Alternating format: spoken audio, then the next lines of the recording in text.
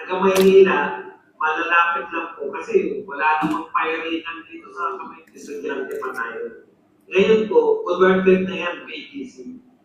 O, ang paliwanag ko po niyan, kaya nag-convert tayo ng mga bases. Ang isa pang malaking pinagkaperahan nila ng bases, yung po sa Baguio, yung Camp Changi. Tapos itong nasa Subic Bay, tsaka itong Clark Air Base. Yan, yung mga ginawa po. Ang purpose po niyan, para sa AFP modernization. No? Pero, nawala na po yung mga Fort Bonifacio. Nawala na po lahat yan. Yung naging BGC na, nawala na po yung pera dyan. Hindi pa rin na-modernize yung AFP. Panahon lang po ni Tatay Digong nagkaroon ng tunay na modernization sa AFP. Yun po yung problema dyan. Matagal na panahon na hindi natin binomoder. Pangulong Duterte, di ba? So ano, marami pong nabili noong panahon po ni Tatay Digong, napakarami po natin nabiling mga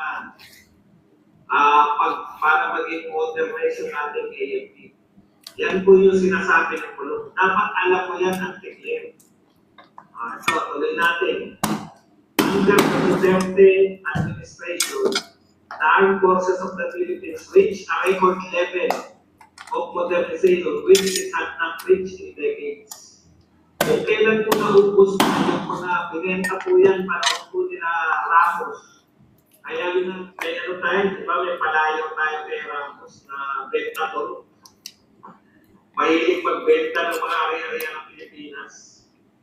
Yan na uso kay Ramos yung mga privatization. O yan po yan. Nahanap natin yan at natutuwa tayo kay Tatay Digong kahit ubos na po yung pera sa mga basis for conversion. Siya po ang tanging pangulo na nakapag-modernize ng ating AFP. Sabihin ang declare na binabanatan lang ni Pulong.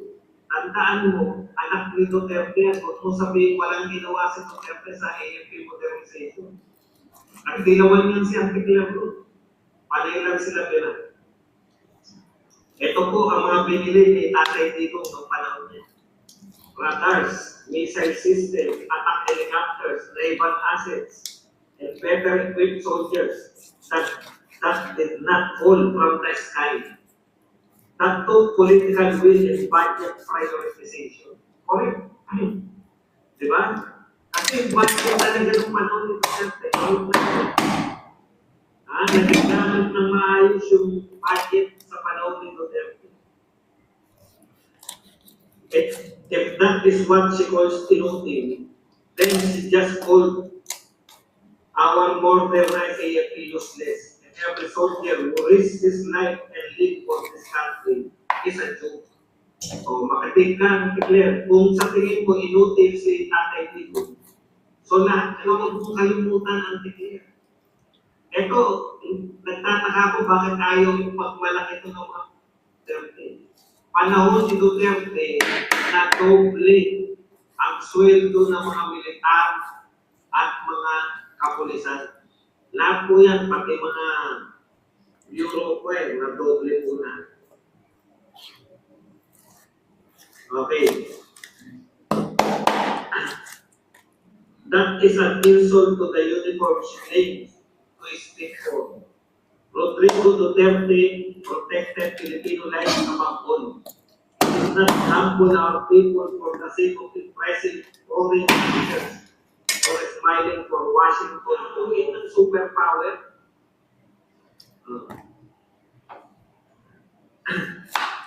He did not, yes. He refused to be a force of the CIP. He refused to drag Filipinos into a war we cannot afford. Correct. Yung mga pagmamalaki ninyo na parang gusto nilang tigmain yung China.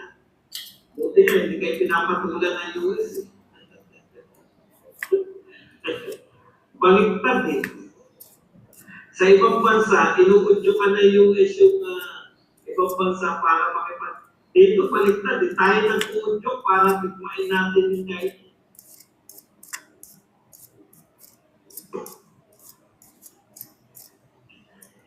Hindi po dinadrag ni Pangulong Duterte sa walang kawawaang gera na hindi natin kayang ligtasan. Alam mo, baka hindi pa po alam din ang Hitler at gusto ni BBM. Ang gera po ngayon, kung hindi kayo nanonood ng mga CNN, Al Jazeera, etc., ang gera o Paxos, ang gera po ngayon, misay-misay na. Hindi mo ba naiintindihan? Lahat ng gera ngayon. Nakakatawa ka naman, Lucian. Bayaran ba ako? Magkano bayad mo sa akin?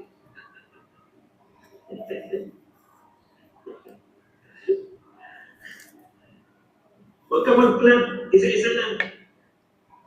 Hindi, Lucian, hindi ako nababayaran eh. Baka alam mo. Ganito na lang, Lucian. Baka alam mo kung sino nagbabayad. Sigilin mo na. Eto, pakita mo to. Inaagaw ko po na si Lucian. Mukha kong pera na siya, hindi ko pa alam yun. Mukha kong pera. Inaagaw na kita. Si Lucian po, sino man po, date mo to ha.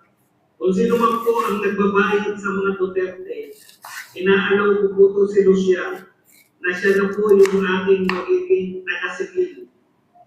Ating tayo Lucian. Pakita mo itong video na to. Hindi ko alam kung saan kumukubra. Alam mo ba kung saan kami kumukubra? Matagal na ako nagpag-vlog, wala pa na nagbabayad sa atin. Mukha mong pera, hindi mo ba na? Kaya lang, wala nagbabayad eh.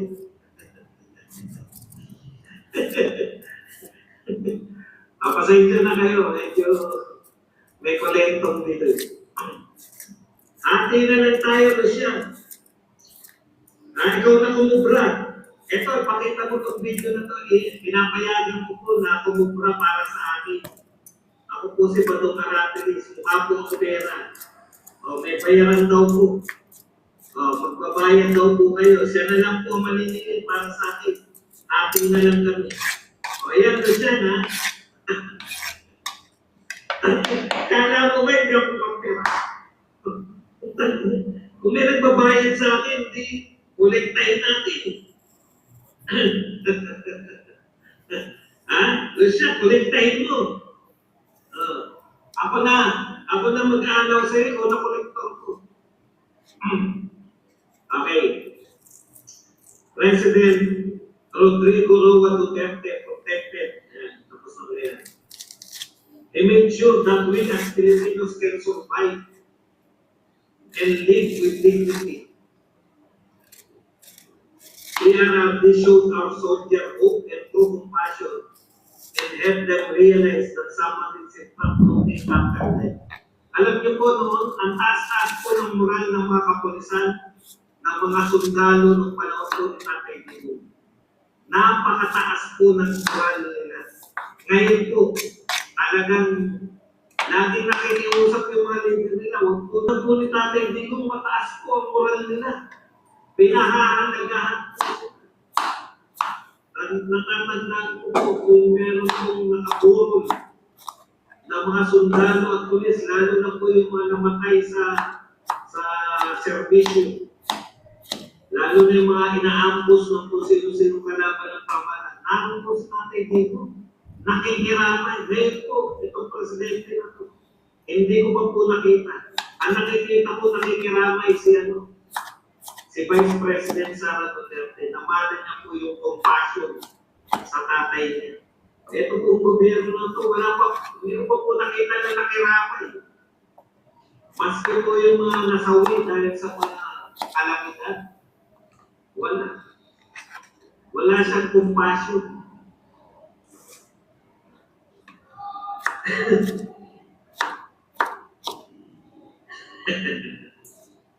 Huwag ka makatulog. Yan, buhay ka. Nasasabi ko lang ha, mukha mong pera. Tutulogin mo. Punta na po tayo dito. Kaya ang dami po yung mga retired na mga kasundaluhan. Diba? Proud sila na naglingkod sila kay Tatay Digong. Actually lifting the moral of every soldier, correct? Rather than giving empty promises should be a priority of every commander in chief. AFP expects the AFP to